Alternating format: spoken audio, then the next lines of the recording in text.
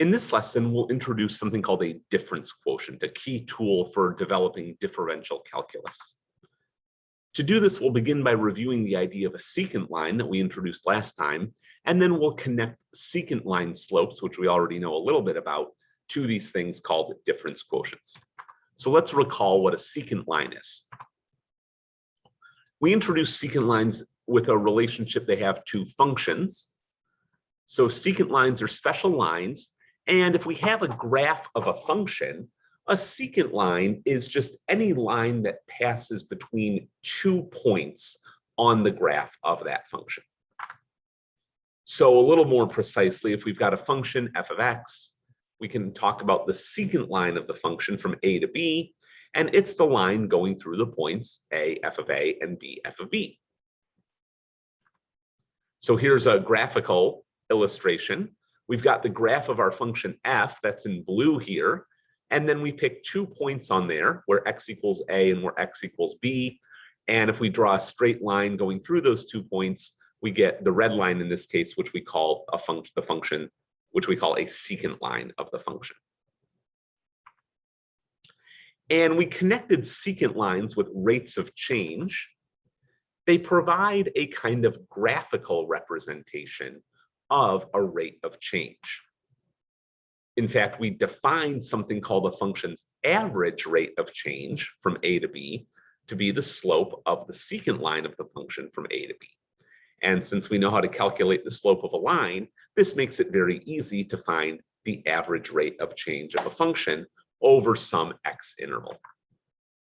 So what we're doing here is taking a problem about how things are changing and turning it into a more graphical problem, one about finding a slope of a line, and that's something we already know how to do.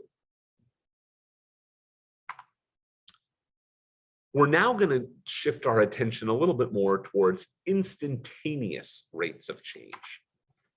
So if you go back to our example that we've been using again and again involving a falling stone, one of the things that we observed when we first looked at that example is that we're all often not very interested in a function's average rate of change over some extended interval. What we usually want to know is something called the instantaneous rate of change at some particular point or at some particular time. So in the case of the stone, it's fine to say that the average velocity of the stone over the first 2 seconds of its fall is 32 feet per second, like we found. But if we want to know how quickly the stone is moving right now at one particular time, that requires some different work that we're not yet really able to do.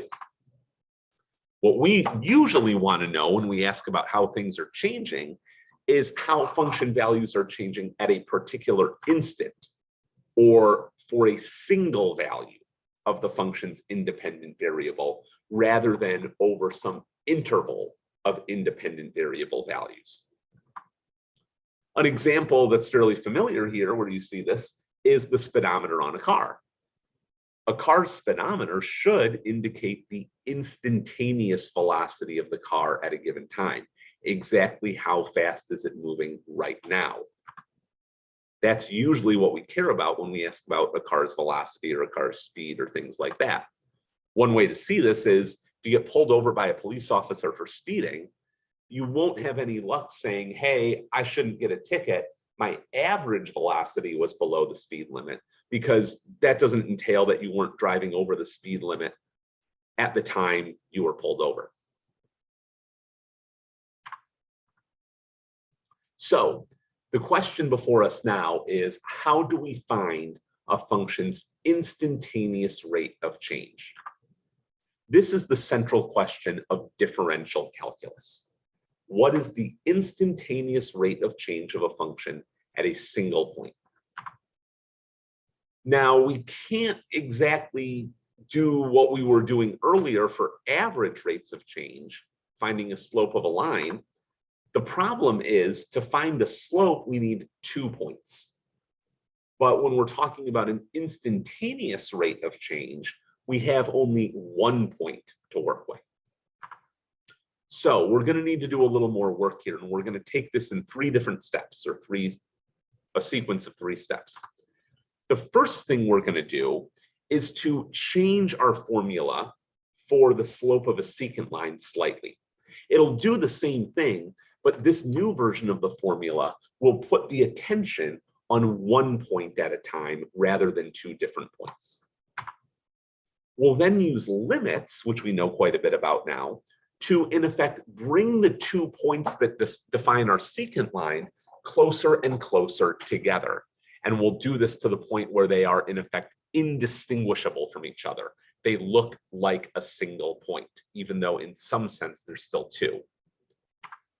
And then finally, we'll have a limit, and we'll use the techniques we have for evaluating limits that we've developed in order to find the value of this limit in question from step 2, and that will give us the instantaneous rate of change of our function. The first step in this is to introduce this idea of a difference quotient. So let's see what those are. To get going on this, let's think about distances between x values. So go back to our standard setup now. We have a secant line of a function f from a to b. Here's our graph again, showing what that line looks like. Now, as we move from where x equals a to where x equals b, we travel a certain horizontal distance. Set aside the vertical distance that we travel. Just concentrate as though we're moving along the x-axis, starting where x equals a and going to where x equals b. Think about the horizontal distance you travel there. Let's call that distance h for horizontal.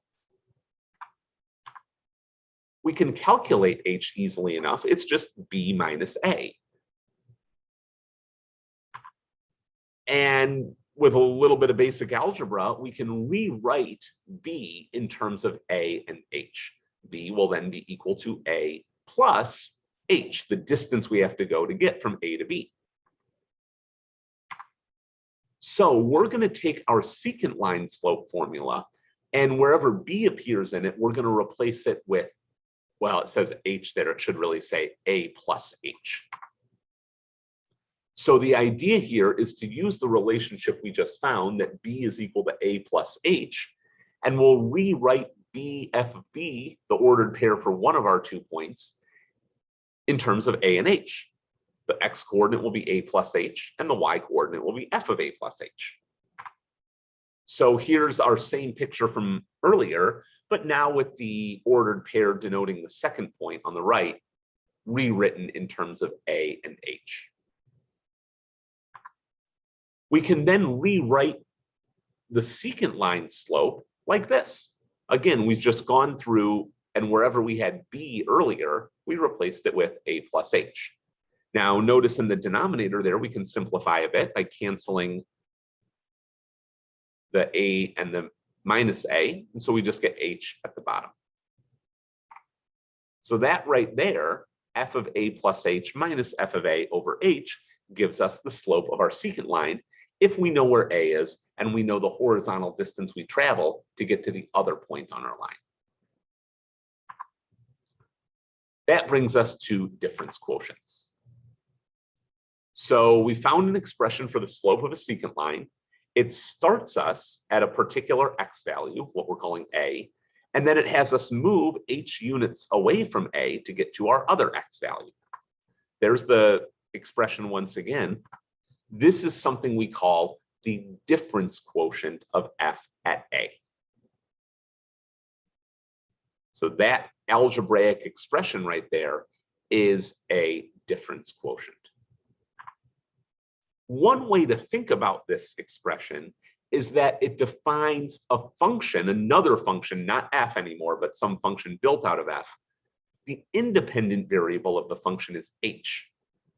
So in effect, this function that we're talking about now treats f and a as fixed, but allows us to change h, allows us to change the horizontal distance between the other point on our line and a.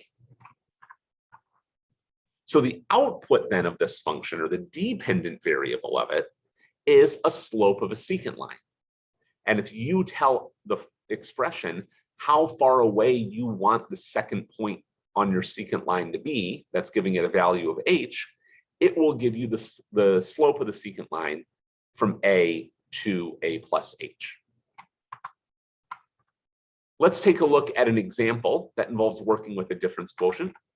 We'll find the difference quotient for this function here, defined by 3x squared, at the point where x equals 2. And then we'll simplify the expression that we get. So we say here that we want the difference quotient at x equals 2, but that value 2 is going to play the role of a in what we were just looking at. It's the fixed point that we use, and then the thing we have control over is the other point on our secant line. So here is our difference quotient with 2 in place of a. But now we know what f of x is. So we can rewrite this, as you see here, using 3x squared as the definition of f of x. And now let's do some algebraic simplifying. We can expand 2 plus h squared, becomes 4 plus 4h plus h squared.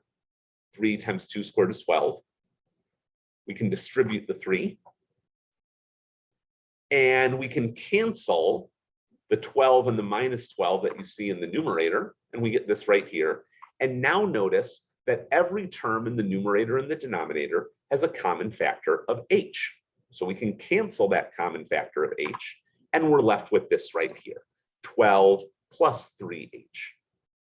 So there is the simplified difference quotient for 3x squared at x equals 2.